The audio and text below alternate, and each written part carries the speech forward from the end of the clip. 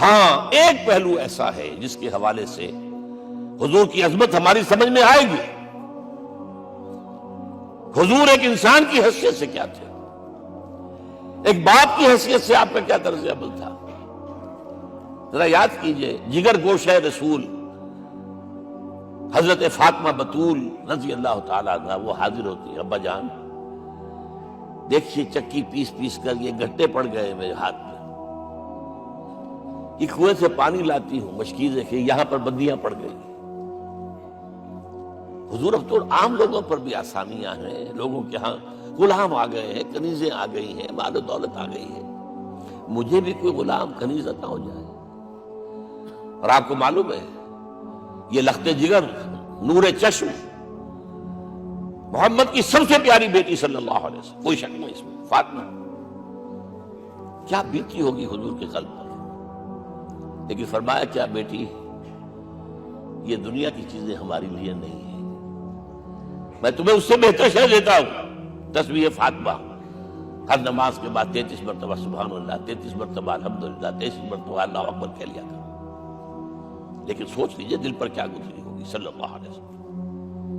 حضرت عائشہ سے پوچھئے، حضرت خدیجہ سے پوچھئے، حضور کیسے شوہر تھے، آپ سے زیادہ خواتین کے حق میں نرم، گھر کے کام کا جھاڑو دے رہے ہیں، کپڑے جو ہیں بوسیدہ انہیں سی رہے، گھر میں بیٹھے ہوئے یہ کام کرتے تھے. بہرحال ایک بات میں آپ سے عرض کروں، آپ انسان کی جس حیثیت کا بھی ذہن میں تصور کریں گے وہ ساری حیثیتیں محمد میں موجود ہیں صلی اللہ علیہ وسلم. محمد حاکم کی حیثیت سے بھی ہے، محمد سب سالار کی حیثیت سے بھی ہے، محمد قاضی القضات بھی ہیں، محمد ہیڈ آف دی اسٹیٹ بھی ہیں، محمد بیویوں والے بھی ہیں، اولاد والے بھی ہیں، محمد 5 وقتہ امام بھی ہیں، جمعہ کے خطیب بھی ہیں، مدرس قرآن بھی ہیں، مربی بھی ہیں، مزکی بھی ہیں، اور ہر میدان میں بلند ترین مقام. کوئی ایسی جامع شخصیت ملے گی؟ ہمارے ہاں تو حال یہ ہے کہ جو خطیب صاحب ہوتے ہیں وہ 5 وقتہ نماز کیسے پڑھا سکتے ہیں، ان کا تو اونچا مقام ہے. 5 وقتہ نماز کے لیے تو علیحدہ چاہیے امام آپ کو، اور وہاں بھی ایک امام سینئر ہوگا وہ عشاء مغرب اور فجر پڑھائے گا، ایک جونیئر ہوگا بیچارہ وہ جو خاموش نماز ہے وہ پڑھائے گا. 5 وقتہ نماز پڑھا رہے ہیں محمد صلی اللہ علیہ وسلم، اور خطیب بھی وہی ہے، مربی بھی وہی ہے، مزکی بھی وہی ہے. ہمارے ہاں جو لوگ تزکیہ نفس کے میدان میں ہیں وہ پھر جماعت کبھی نہیں کراتے، کبھی نہیں دیکھا ہوگا آپ نے کسی صاحب کو کراتے ہوئے. یہ جامعیت جو ہے، جامعیت کبریٰ. میں صرف ایک بات کہا کرتا ہوں، ایک اعتبار سے حضور کا اسوہ نامکمل ہے. آپ مجھے سوء ادب کا مرتکب نہ قرار دے دیں. اسوہ کیا ہے؟ عورت کے لیے اس کی اپنی نسوانی زندگی کے لیے اسوہ آپ میں نہیں ہے. آخر نصف انسانیت ہے، اسے بھی اسوہ چاہیے. یہ ہے جس کی وجہ سے حضور نے شادیاں کی ہیں زیادہ. خواتین کے لیے اسوہ حضور کے ازواج مطہرات ہیں، اور ان میں سب سے بڑھ کر جو بالکل یوں سمجھیے کہ آغاز کے اندر نوجوانی میں آ گئی ہیں حضور کی خدمت میں، نہایت ذہین و فطین.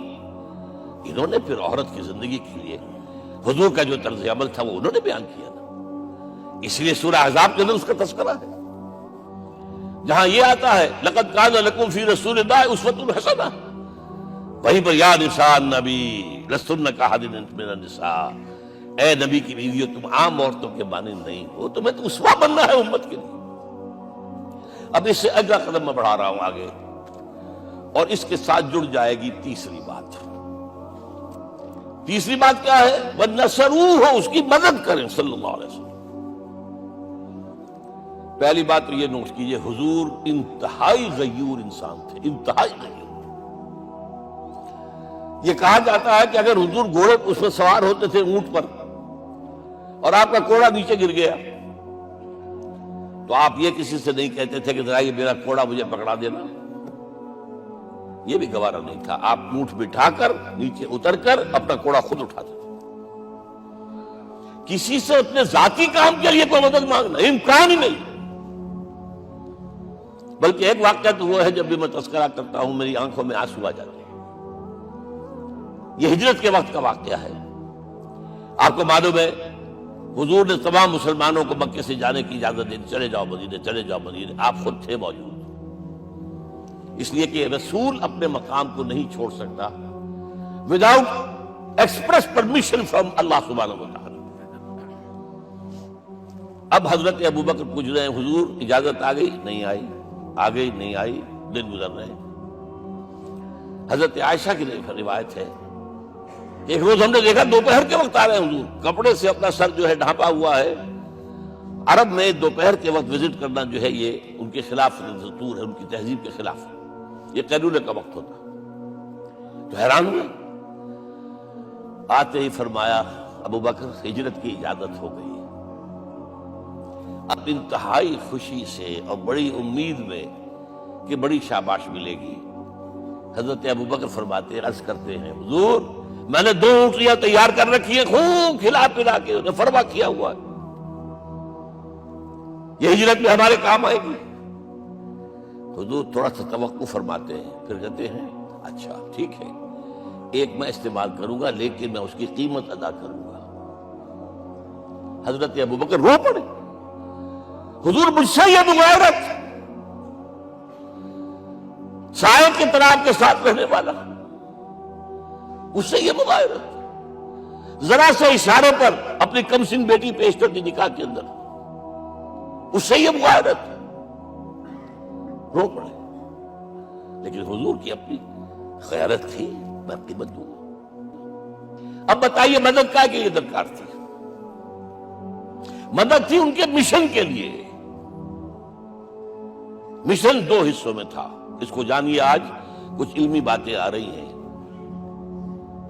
حضور کے مشن کے 2 حصے، ایک ابتدائی جو تمام انبیاء اور رسول کا تھا، ایک تکمیلی جو صرف محمد کا صلی اللہ علیہ وسلم. ابتدائی کیا ہے؟ اللہ کی طرف دعوت، تبلیغ. جو دعوت قبول کر لے ان کے لیے بشارت، بشیر کہ تمہارے لیے آخرت میں جنت ہے، نعمتیں ہیں. رد کر دے ان کے لیے نذیر، خبردار کرنے والے، جہنم کے لیے تیاری کر لو. داعی اللہ، اللہ کی طرف بلانے والے، سراجا منیرا، روشنی کے چراغ. یہ حیثیتیں مشترک ہے تمام انبیاء کرام. تمام انبیاء بشیر بھی تھے، نذیر بھی تھے، داعی بھی تھے، سراج منیر بھی تھے. اگرچہ ان تمام حیثیتوں میں بھی حضور کا سب سے اونچا مقام علیحدہ نمایاں ہے، لیکن حیثیتیں بنیادی طور پر مشترک ہیں. ایک حیثیت تکمیلی، اور وہ کیا ہے؟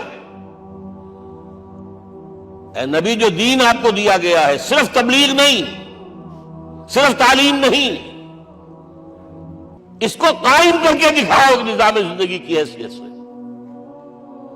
3 مرتبہ قرآن میں یہ الفاظ حضور کے لیے آئے ہیں، هو الذی ارسل رسولہ بالہدی ودین الحق لیظہرہ علی الدین کلہ. 3 دفعہ سورہ توبہ میں یہ الفاظ آئے، سورہ صف میں یہ الفاظ آئے، سورہ فتح میں یہ الفاظ آئے. وہی اللہ جس نے بھیجا ہے اپنے رسول کو صلی اللہ علیہ وسلم، الہدا قرآن حکیم، ہدایت کاملہ، اور نمبر 2 دین حق. یہ 2 چیزیں دے کر بھیجا. کس لیے؟ تاکہ اس دین کو غالب کرے پورے نظام زندگی پر. یہ معاملہ ذرا سوچئے.